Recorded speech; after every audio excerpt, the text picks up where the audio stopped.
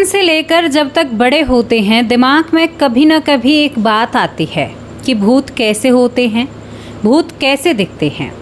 यहाँ पर 4 लोगों के दिमाग में एक बात आई, जिनमें से एक बहुत बड़ा व्यापारी होता है कि भाई मुझे भूत देखने हैं और ऐसी जगह का पता बताओ जहाँ पर सबसे ज़्यादा भूत हैं। अब यहाँ पर ये 4 लोग जो काफ़ी समझदार थे, उम्र भी ठीक ठाक थी, ये भूत देखने के लिए रात को करीबन 1:30 बजे निकलते हैं। जब ये भूत के इलाके में पहुँचते हैं तो दोस्तों वहाँ पर कुछ ऐसा घटता है कि भूत ने इनमें से एक व्यक्ति को इस दुनिया से दूर भेज दिया। अब मामला ये नहीं है कि भूत ने ऐसा किया, मामला ये है कि जब ये केस कोर्ट में जाता है, यानी वहाँ पर कहा जाता है कि भाई इनको भूत ने मारा है, जो मरने वाला है, तो जज साहब कहते हैं कि अब भूत के ऊपर कोई केस थोड़े ही चला सकते हैं। और जज साहब ने बाकायदा माना, हाई कोर्ट तक माना गया कि हाँ ये सब कुछ किया धरा भूत का है। तो क्या सच में ही भारत के अंदर कोई ऐसी कहानी या कोई ऐसी घटना है जिस पर केस लड़ा गया हो भूत के नाम पर? क्या आप जानना चाहते हैं? आपके मन की इच्छा अगर इस तरह से पूरी हो, किसी की जान चली जाए, तो क्या उस इच्छा को पूरा करना चाहते हैं? पहली बात आपको बताऊं कि हमारे बड़े बुजुर्गों ने कहा है कि रात के वक्त ना तो कोई काम करना है, आराम करना है। हमारे शरीर को आराम की भी ज़रूरत है। रात के अंधेरे में किसी की परछाई भी आपकी जान ले सकती है। वो बातें साहब झूठी नहीं है जनाब, वो बातें अब सच्ची लगती हैं। जानना चाहते हो पूरी घटना को, कहाँ पर वो भूत रहते हैं, कौन सा वो इलाका है, क्या आज भी वो भूत मिल सकते हैं, कौन सा वो केस है, क्या पूरी जानकारी है, कैसे भूत इंसान को मार सकता है, सब कुछ बताएंगे। वीडियो में आखिर तक बने रहना। पूरी घटना को जानने के लिए आपको हमारे साथ उड़ीसा चलना होगा। उड़ीसा में बालासुर डिस्ट्रिक्ट पड़ता है। इसमें एक रसगोविंदपुर गाँव पड़ता है। रसगोविंदपुर गांव जो है, यहाँ पर दोस्तों एक एयरपोर्ट था। और आपको बताऊं 1958 की आपको मैं घटना बता रही हूँ। अब उस टाइम पर यहाँ पर एक एयरपोर्ट था जो बिल्कुल जिस पर काम नहीं था, वो बिल्कुल यानी कहते कि वहाँ पर कोई ऐसी चीज़ नहीं थी, बिल्कुल कबाड़ पड़ा था और बहुत बड़े एरिए में पड़ा था। यानी हिस्सा जो है वो काफ़ी बड़ा है, चारों तरफ से उसे यानी ऐसे कर रखा है कि उसके अंदर कोई प्रवेश भी नहीं कर सकता। वहाँ पर बहुत सारे पेड़ और काट कबाड़ इतना ज़्यादा होता है कि अब यहाँ पर सरकार की तरफ से ही 2 गार्ड यहाँ पर रखे जाते हैं रात के वक्त निगरानी के लिए, क्योंकि यहाँ पर बहुत ही ज़्यादा पैसों का कीमती सामान था। क्योंकि एयरपोर्ट पर आपको पता है अगर कोई एयरपोर्ट बंद हो तो वहाँ पर कितनी कीमती चीज़ें होती हैं, कुछ मशीनें भी होती हैं। अब जो 2 गार्ड होते हैं, इनमें से एक का नाम यहाँ पर दिवाकर होता है और दूसरे गार्ड का नाम यहाँ पर गोविंद होता है। गोविंद और दिवाकर। अब यहाँ पर एक बात बहुत तेज़ थी। लोग कहते थे कि जो ये पूरी एयरपोर्ट की जगह है, यहाँ पर कई ऐसी ताकत हैं, बिना दिखने वाली ताकत, वो राज करती हैं। भूत प्रेत का साया है। लोग रात के वक्त यहाँ पर बहुत डरा करते थे। जिस बालासुर का जो डिस्ट्रिक्ट है, यहाँ के इलाके के बारे में या गोविंदपुर के बारे में बात करती हूँ, तो यहाँ पर आदिवासी समाज ज़्यादा रहता है। और आपको बताऊँ कि यहाँ पर फुल सब कहते थे बिल्कुल 100% कि यहाँ पर बहुत सारी आत्माएं रहती हैं और यहाँ पर भूतों का बसेरा है। धीरे धीरे वक्त बीत रहा था। दिवाकर और गोविंद भी अपने आप को संभाल कर रखते थे और बहुत ही ज़्यादा कुछ ऐसा सहारा लेते थे, कुछ ताबीज़ वगैरह या भगवान का नाम, इस तरह की चीज़ें रहती हैं।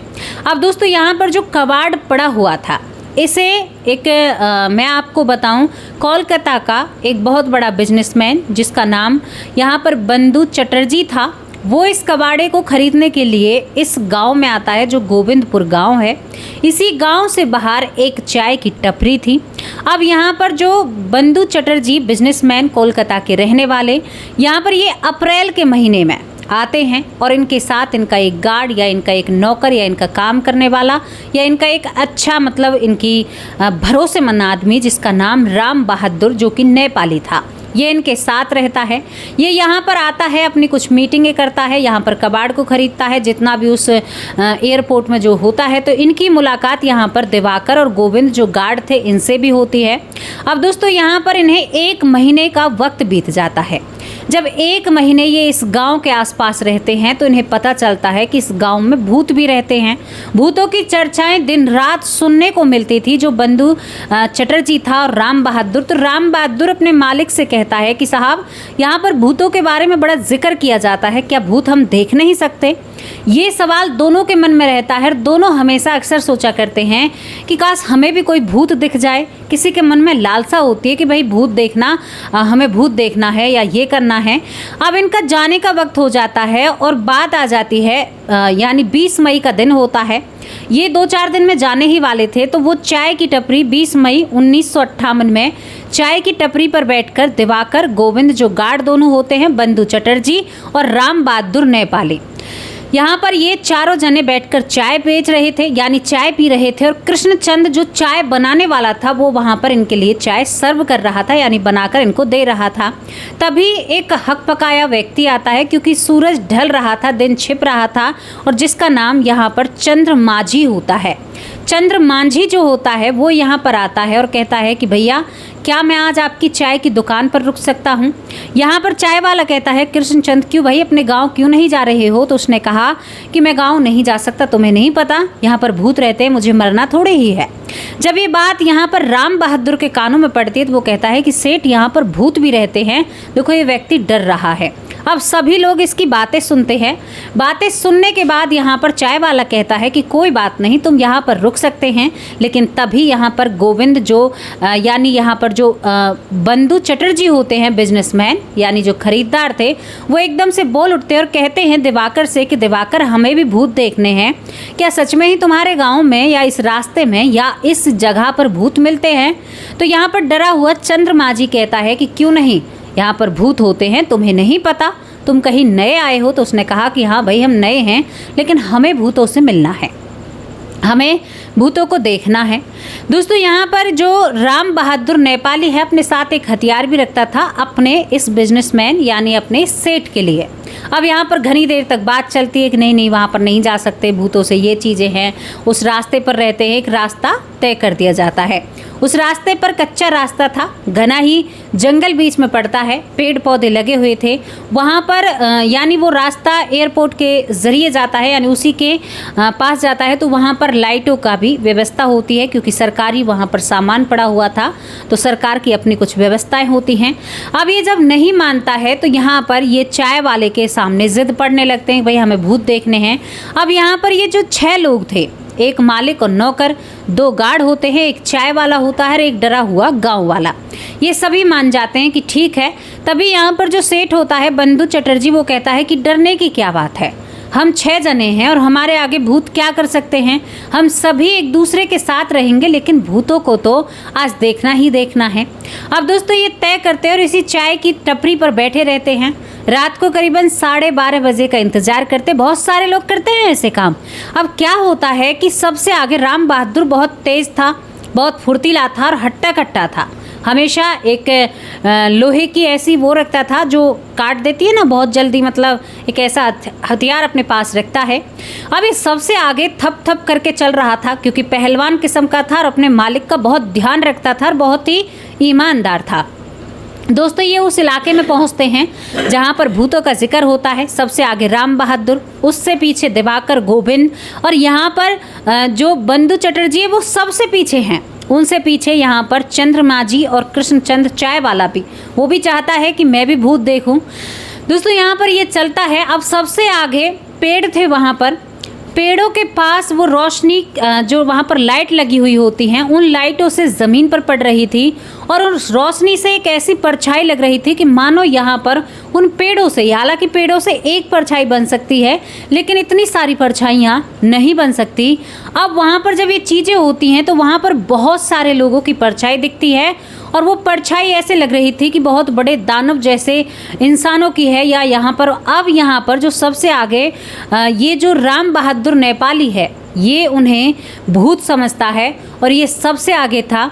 इसकी बगल में एक लोहे का चाकू से भी बड़ा एक ऐसा होता है, कभी आपने देखा हो तो लोहे का होता है, वो दरांती जैसा होता है और उसे ये बहुत ज़ोर ज़ोर से हवा में घुमाने लगता है। ये लोग अब यहाँ पर ये चिल्लाने लगता है भूत भूत इस तरह से बहुत ज़ोर से। जब ये चिल्लाता है तो यहाँ से पीछे से जो गार्ड होते हैं दिवाकर और गोविंद और चंद्रमा जी, तो यहाँ पर वो घूम कर जो गमछी जिसे ये घुमा रहा है लोहे की, वो चंद्रमा जी को लग जाती है। चंद्रमा जी जो डरा हुआ था, सहमा हुआ था, तभी वो कहता है कि क्या कर रहे हो तुम, मैं भूत नहीं हूँ, मैं तुम्हारे पास आ चुका हूँ। यानी इस तरह से गलतफहमी होती है, लेकिन उसे लग तो जाता है लेकिन इतनी घायल नहीं हो पाता कि भाई कोई ज़्यादा बड़ी दिक्कत वाली बात है। अब यहाँ पर क्या होता है कि ये एकदम शांत होता है, लेकिन तभी बहुत सारी महिलाओं की चीखने की आवाज़ आती है और रोने की आवाज़ आती है। जब बहुत सारी महिलाओं की रोने की आवाज़ आती है तो यहाँ पर अब तक इतना डर नहीं था जितना डर अब हो जाता है, और ये दोबारा से उसे घुमाने लगता है। और जैसे ही उसे घुमाता है तो वो यानी महिलाएं और ज़्यादा चीखने लगती हैं। अब यहाँ पर जो ये 6 लोग थे आपस में एक दूसरे को शांत करते हैं, एक कहाँ से आवाज़ आ रही है, महिलाएं कहाँ से चीख रही हैं, तो देखते हैं कि सामने कुछ आदिवासी महिलाएं जो होती हैं वो महिलाएं थी और उनमें से एक महिला बेसुध ज़मीन पर पड़ी हुई थी। उन्होंने कहा कि तुम भूत हो। अब यहाँ पर सब कुछ खेला भूत का चल रहा था। तभी वो कहती हैं कि हम भूत नहीं हैं, हम इंसान हैं, हम देखो हम भूत नहीं हैं। बहुत देर में तो यकीन आता है, इतनी देर में जो महिला, क्योंकि वो जो घुमा रहा था हथियार लोहे का, यहाँ पर जो यानी राम बहादुर नेपाली, वो उस महिला को बहुत बुरी तरह से जाकर लग जाता है, लेकिन वो महिला जीवित होती है। बहुत देर लग जाती है विश्वास करने में, इतना खून बहता है। उस महिला को उठाकर तुरंत अस्पताल ले जाया जाता है। 4 महिलाएं थी जो वहाँ पर आई।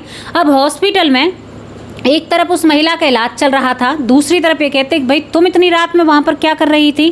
तभी ये महिलाएं कहती हैं, जो आदिवासी महिलाएं थी, कि हम महुआ का जो फूल होता है कुछ खास महीनों में उस फूल को तोड़ते हैं और भगवान को अर्पित करते हैं। तो उस फूल को लेने के लिए हम महीने के कुछ खास दिन होते हैं जो वहाँ पर आते हैं, लेकिन हमें नहीं पता था कि तुम वहाँ पर ऐसा कर दोगे। अब इस महिला के परिवार वाले हैं वो गुस्से में आते हैं। यहाँ पर पुलिस भी आती है। दोस्तों पुलिस राम बहादुर नेपाली को गिरफ्तार करती है। अब पूरी कहानी जब पुलिस सुनती है तो पुलिस हैरान हो जाती है कि भाई तुम्हें भूत देखने का इतना शौक, तुम रात के वक्त वहाँ चले गए, बताओ कितनी बड़ी घटना हो गई। अब यहाँ पर पुलिस वालों को भी न्याय करना था। इसके ऊपर चार्जशीट फाइल की जाती है, इसके ऊपर कानूनी कार्रवाई की जाती है। अब जितना भी मामला था, राम बहादुर कहता है भैया मैंने तो भूत को मारा था, मैंने इस महिला को थोड़े ही मारा था, मुझे वहाँ पर परछाई दिख रही थी और देखो यहाँ पर चंद्रमा जी को भी तो लगी है मेरे हाथ से। अब यहाँ पर ये केस जो है वो कोर्ट के अंदर जाता है। जज साहब के सामने जब पूरी कहानी बयां की जाती है या पूरे केस को खोल कर रखा जाता है तो जज साहब भी समझ जाते हैं कि ये कोई मारने के पर्पस से नहीं गए थे या सोच समझकर इस घटना को अंजाम नहीं दिया गया था केवल, और ना ही इनकी आपस में कोई दुश्मनी थी। ये दोनों एक दूसरे को जानते भी नहीं थे। वो कहाँ का, बहुत दूर का रहने वाला, ये यहीं के थे। तो दोस्तों यहाँ पर जज साहब इस पूरे केस को देखकर ये कहते हैं कि ये तो केवल एक ऐसा है कि इत्तेफाक से या एकदम सामने से कोई किसी के लिए एक प्लान तैयार नहीं किया गया है, तो इस राम बहादुर को तो सज़ा होनी ही नहीं चाहिए, इसको छोड़ देना चाहिए क्योंकि इसने जानबूझकर नहीं किया है। दोस्तों गलती होती है। अब यहाँ पर जब ये बात घर वाले सुनते हैं तो वो इस फैसले से, जो वहाँ पर ये महिला के घर वाले होते हैं वो बिल्कुल भी राज़ी नहीं होते हैं। वो कहते हैं कि जज साहब तो हमारे साथ गलत कर रहे हैं। वो इस फैसले से राज़ी नहीं होते और वो हाई कोर्ट तक जाते हैं। कहते हैं भाई हम इसको बाहर नहीं छोड़ सकते। पुलिस वालों ने भी बहुत अच्छे से इस केस को बनाया और फिर हाई कोर्ट में उनका साथ दिया, जो यहाँ पर आदिवासी लोग रहते हैं। अब हाई कोर्ट में भी जब इस पूरी कहानी को रखा जाता है कि भाई वहाँ पर हम भूत देखने गए, तो अब ये भूत के लिए सब कुछ किया गया था, इंसान के लिए प्लान नहीं किया गया। जज साहब जब वहाँ पर सुनते हैं तो वो कहते हैं कि ज़्यादा से ज़्यादा माफ़ीनामे के तौर पर इनको 6 महीने या 7 महीने जेल के अंदर रखा जा सकता है, लेकिन इनके ऊपर इतने गंभीर आरोप तो हम नहीं लगा सकते क्योंकि इन्होंने प्लान नहीं किया। और यहाँ पर सभी लोग कह रहे थे कि भाई गलती से हुआ। और एक और व्यक्ति इनमें से जो घायल था, दोस्तों गए थे भूत देखने के लिए एक महिला को, लेकिन जीते जी इस दुनिया से दूर भेज दिया। यानी आप सोच लीजिए कि रात के वक्त बुजुर्ग क्यों काम करने से मना करते हैं। यहाँ पर अब ये सब कुछ होता है है तो जो हाई कोर्ट के जज साहब होते हैं वो भी इसे बाइज्जत बरी करते, कहते कि इसमें कुछ मामला ही नहीं है, ऐसा हादसा तो किसी के साथ भी हो सकता है, ये कोई ज़बरदस्ती किया गया थोड़े ही है या किसी साजिश जो होती है उसके तहत भी नहीं किया गया है। किसी से भी गलती हो सकती है, भगवान कोई नहीं है। जब गलती भगवान कर सकते हैं तो हम तो एक इंसान हैं। लेकिन महिला के घर वाले बिल्कुल भी राजी नहीं रहते। आप सोचिए, महिला भी उस टाइम उसी वक्त, कहते हैं ना जिसका जिस टाइम वक्त होना। आप सोचिए कहाँ का इंसान, किसे पता था कहाँ का इंसान, कहाँ की महिला और कहाँ आकर उसकी मृत्यु हुई और किस बेह में, एक भूत के बेह में। हालांकि वहाँ पर होगी कोई नेगेटिव एनर्जी, लेकिन यहाँ पर कुछ और ही खेला हो जाता है। तभी तो कहते हैं हमारे बूढ़े बड़े, रात के वक्त घर से बाहर नहीं जाना है, शाम को भी बाहर, क्योंकि बाहर रात के वक्त कुछ दिखाई तो देता नहीं है। दिन के वक्त आपको दूर दूर तक साफ दिखाई देता है। रात के वक्त अब बहुत सारे लोग एक मिथ बनाते हैं या बहुत सारी चीज़ें पेश करते हैं कि झाड़ू का ऐसा कुछ भी नहीं है, लक्ष्मी जी नहीं। बड़े बूढ़ों ने इन चीज़ों को क्यों कहा गया था? पहले कच्चे मकान थे, कीड़े यानी सांप, ऐसी चीज़ों का, जहरीली चीज़ों का बहुत डर और संदेह रहता था। तभी कहा जाता था कि शाम को, रात के वक्त यानी 6 बजे के बाद हमें झाड़ू नहीं लगानी चाहिए। अब सीधा कहते कि किसी सांप से या ऐसी चीज़ से डर होगा। तो यहाँ पर जो हमारी महिलाएं हैं जो सर्वगुण संपन्न हैं, जो घर को चलाना जानती हैं, तो वो अपने काम को जल्दी करने के कारण वो नहीं मानती हैं। लेकिन गृहस्थी का हवाला देते हुए कहा कि लक्ष्मी घर में नहीं आएगी। और एक चीज़ और है दोस्तों, जब सुबह का पहर होता है तो सभी जीव जंतु जागकर अपने अपनी जगहों पर या कुछ ऐसा करते हैं, तो सुबह के टाइम ये चीज़ें मिलना बहुत कम हो जाता है, जगह छोड़ दी जाती है। लेकिन रात के वक्त बहुत सारे ऐसे जीव हैं जो शिकार के लिए रात के वक्त ही निकलते हैं। सुबह के पहर वो अपने अपने घर वापस लौट जाते हैं और ज़्यादातर जहरीले खूंखार रात के वक्त ही निकलते हैं। शांत एक शाकाहारी वो सुबह के वक्त काम करेगा, और जो खूंखार या होते हैं, आपने देखा ना, गंदे लोग ही रात के वक्त सब करते। चोर भी रात को ही काम करते हैं। क्राइम करने वाला ज़्यादातर हर घटना को रात को ही अंजाम देगा, क्योंकि रात है ही घोर अंधेरे। तो ये चीज़ें हमारे बूढ़े बुजुर्गों ने हमारे लिए बनाई थी। और एक और बात आप लोगों के सामने रख दूं, जिसको मरना है, जहाँ पर मरना है, जो स्थान लिखा हुआ है वहाँ पर वो ज़रूर मरेगा। वो महिला हर महीने, हर 15 दिन में फूल चुनने के लिए आती थी, लेकिन कभी उसे पता था कि मैं यहाँ पर मरूंगी और मेरे साथ ऐसा होगा फलान। नेपाल से आया हुआ व्यक्ति, ये व्यक्ति नेपाल का था। देखिए उसका नौकर बना, या कड़ी को जोड़ कर देखिए आप, नौकर बना, फिर नेपाल का, फिर इसके नीचे काम किया। समय हुआ, जब समय हुआ तो उसी जगह पर, उसी एयरपोर्ट पर आकर वहीं पर खड़ा हो जाता है और उसके हाथ में हथियार। तो आपकी मृत्यु कहाँ से कहाँ तक आपका पीछा करती है। नेपाल से यहाँ तक आना, उड़ीसा के उस गांव तक आना, आप सोच कर देख लीजिए कितनी बड़ी बात है। क्या कहोगे इस घटना के बारे में? अपनी राय कमेंट बॉक्स में लिखकर जरूर भेजना। कुछ हादसे ऐसे भी हो जाते हैं जिनका कुछ मतलब ही समझ में नहीं आता है। तो अपने आप को सावधान रखिए, सुरक्षित रखिए, जितना हो सके अपने घर में रहिए। रात के वक्त जरूरी नहीं है आप घर से बाहर रहें। नमस्कार, जय हिंद, जय